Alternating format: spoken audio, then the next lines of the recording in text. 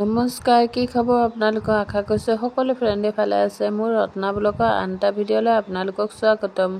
আজি গাঁৱৰে এখন সকাম খাবলৈ গৈ আছোঁ। সকামত দেখিছই নহয়, খুৰা আমাৰ বহুত দিনতে ঢুকালে আৰু আপোনালোকক দেখাইছিলোঁ মই তিলনীৰ দৃশ্যটো বা দহাৰ দৃশ্যটো আপোনালোকৰ লগত চব শ্বেয়াৰ কৰোঁ। সেইকাৰণে আজিও কাজখনকো আপোনালোকক অলপমান দেখাওঁ, কিমান মানুহ আহিছে, কি কথা কেনেধৰণে পাতিছে। আৰু আমাৰ ইয়াত দেখিছই নহয়, হৰিনাম আৰু নাম পাৰ্টি এইবোৰ চলি থাকে সকামবিলাকত। সেয়ে সকলো মানুহবোৰে সকাম খাবলৈ আহিছে আৰু আমাৰ গাঁৱৰ মহিলাবিলাকক দেখিছে নহয়, তামোল কাটাত ব্যস্ত আৰু দূৰ দূৰণিৰ পৰা আহিছে সকাম খাবলৈ। সেয়ে অলপমান দৃশ্যটো দেখাওঁ বুলি। আপোনালোকে নাম পাৰ্টি কেনেকৈ কমেণ্ট কৰি জনাব আৰু আমাৰ এই নাম পাৰ্টিযোৰা কেনেকৈ পাইছে আপোনালোকে নিশ্চয় কমেণ্টত জনাব বুলি আশা কৰিছোঁ। নাম পাৰ্টিযোৰা ক'ৰ পৰা আহিছে মই ইমান ডিটেইলটো নাজানো, তথাপিও নাম পাৰ্টি যে ইমান ধুনীয়াকৈ গাইছে সেইটোৱে আপোনালোকক দেখাবলৈ চেষ্টা কৰিছোঁ। অলপমান চাওকচোন,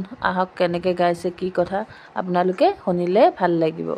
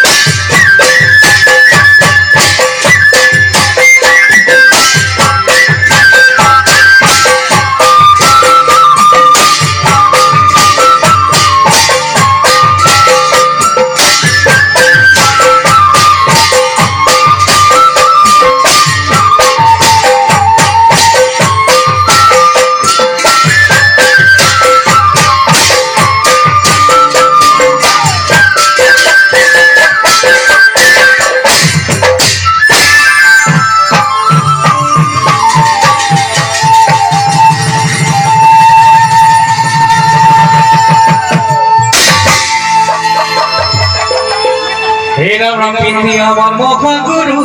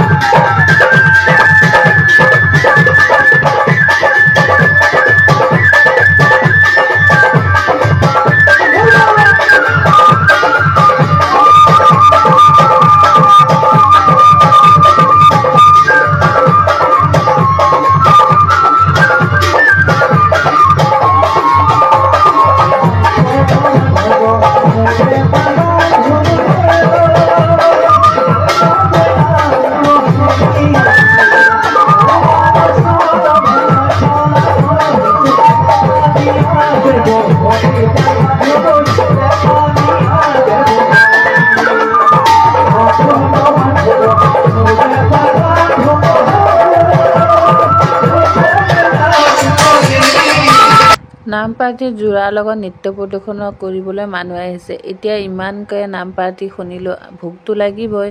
তাৰ কাৰণে অলপমান ৰান্ধনীশাল ফালে আহিলোঁ আৰু ভাতটো খাই ল'লোঁ। ভাতটো খাই ৰখিবলৈ নাই। আমাৰ আৰু দেৱৰ কেইজনে ইমানে ধেমালি কৰি আছে মোক কেমেৰা কৰাৰ কাৰণে, সেইকাৰণে মই আপোনালোকক অলপমান এইফালে দেখাই দিলোঁ আৰু লগতে ভাতকেইটা খাওঁ বুলি ভাত খোৱা জেগালৈ গ'লোঁ।